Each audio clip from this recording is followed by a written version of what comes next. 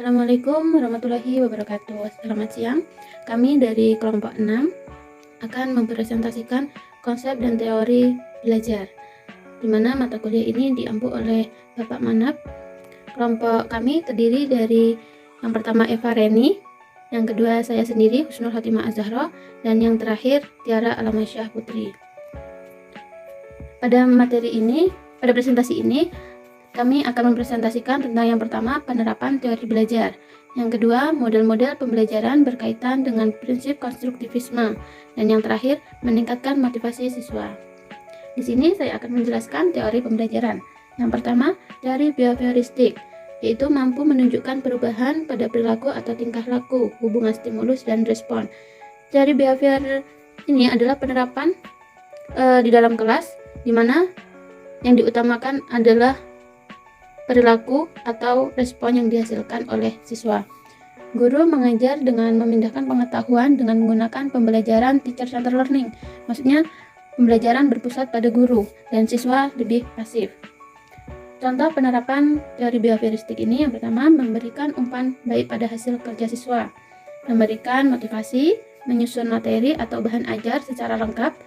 Ketika terjadi kesalahan, guru segera memperbaiki. Ketika siswa melakukan kesalahan, berarti guru itu langsung memberitahu kesalahan tersebut dan memperbaikinya. Yang kelima, evaluasi. Dan terakhir, penguatan. Selanjutnya, tentang teori kognitif. Teori kognitif membangun dalam diri seorang siswa melalui interaksi berkesinambungan dengan lingkungan.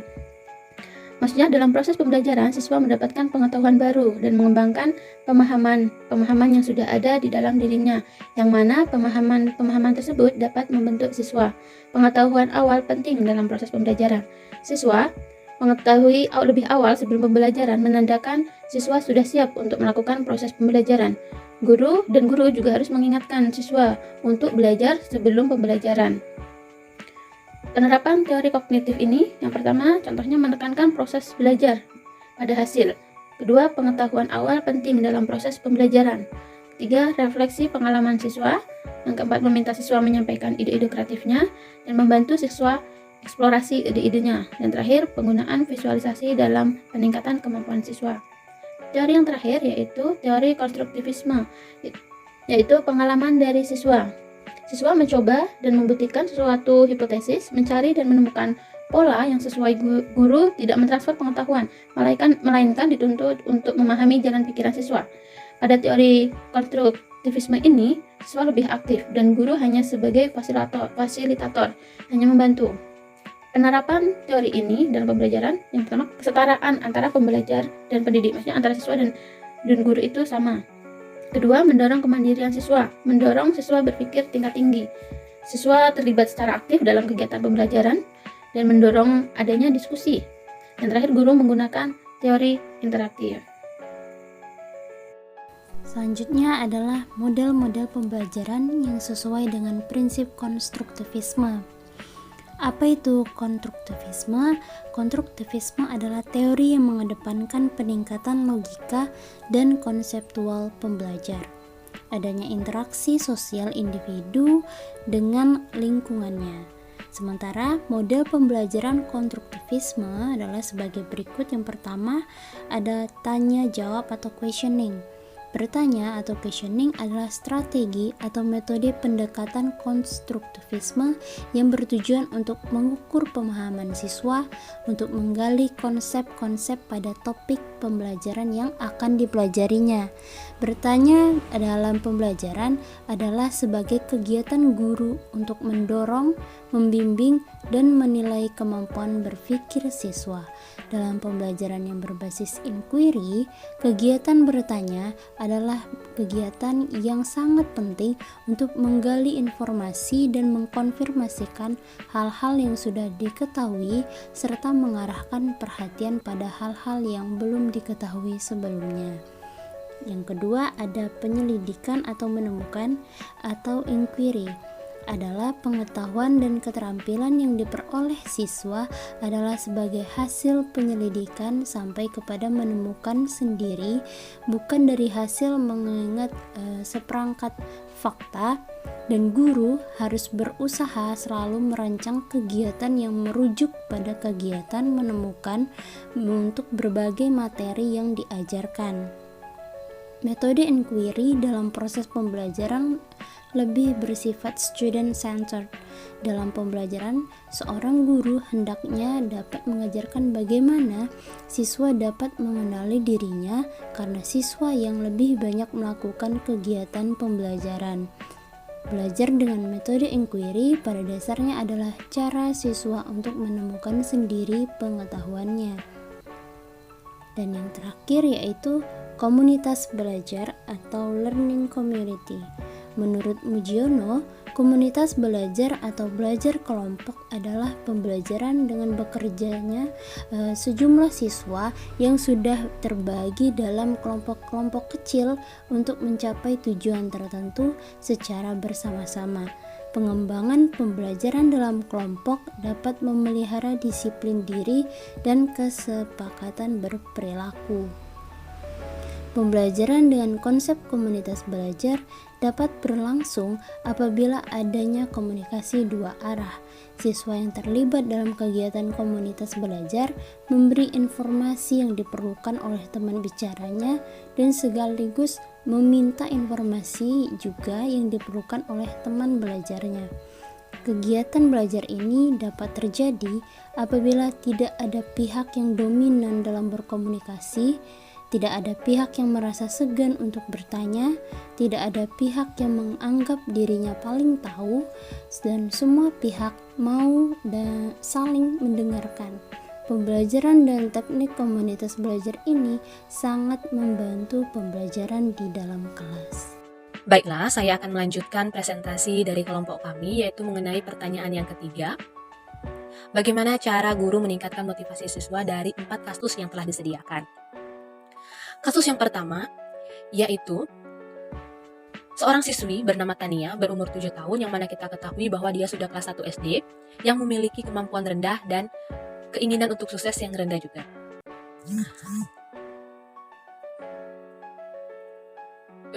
Menurut pendapat kelompok kami bahwa Tania ini memiliki mindset yaitu fixed mindset, di mana kemampuan yang ia miliki itu tidak bisa dirubah atau dikembangkan lagi, sehingga tidak bisa meraih kesuksesan.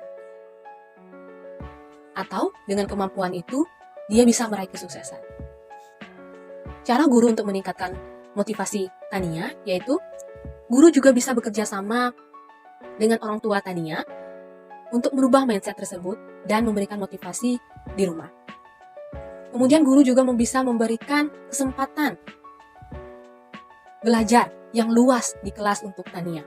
Baik itu memberikan kesempatan bertanya, menjawab, atau menulis di papan tulis, dan apapun itu yang bisa meningkatkan kemampuannya. Kemudian guru mengapresiasinya, baik itu Tania lakukan dengan baik atau belum. Kemudian guru juga mencari tahu apa kelebihan yang menonjol pada Tania. Dan menunjukkan contoh atau role model yang sukses dengan kemampuan tersebut. Di samping, guru juga melatih kemampuan-kemampuan Tania yang lain. Sehingga Tania bisa meningkatkan kemampuannya dan keinginan untuk suksesnya juga jadi lebih tinggi. Kita ke kasus yang kedua, yaitu seorang siswa bernama Samuel berumur 10 tahun. Dia sekitar kelas 5 SD. Dia mempunyai tinggi harga diri tapi takut gagal. Nah, menurut kelompok kami, takut gagal ini artinya ia memiliki fixed mindset, di mana dia hanya memperhatikan hasil, bukan proses. Nah, seorang guru bisa meningkatkan motivasi Samuel, yaitu dengan bekerja sama dengan orang tua Samuel untuk merubah mindset tersebut dan memberikan motivasi di rumah. Kemudian, guru memberikan rasa percaya diri bahwa si Samuel ini harus memiliki growth mindset, di mana dia mempunyai pola pikir yang tertuju pada prosesnya, bukan hasilnya. Karena kegagalan itu bukan akhir dari segalanya. Lebih menghargai prosesnya. Kemudian, guru juga memberikan apresiasi terhadap apa yang dilakukan oleh Samuel, sehingga dia tidak merasa takut untuk gagal. Dan memberikan dukungan, memberikan rasa percaya diri, semangat, dan saran-saran yang positif. Sehingga Samuel bisa berani untuk memperlihatkan apa yang ia miliki tanpa ia harus melihat akhirnya, yaitu gagal. Kita lanjut ke pertanyaan atau kasus yang ketiga, yaitu Sandra berumur 13 tahun, artinya Sandra ini sudah ke jenjang sekolah menengah pertama, yang mana ia tenang di kelas, tapi dia meremehkan keterampilan mereka. Mereka, menurut kelompok kami, ini adalah teman-teman si Sandra. Jadi, guru juga bisa meningkatkan motivasi si Sandra melibatkan orang tua. Melibatkan orang tua si Sandra, berdiskusi dengan orang tua si Sandra.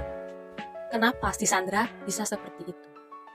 Dan guru dan orang tua bisa bekerja sama untuk merubahnya dan memberikan motivasi yang lebih baik lagi.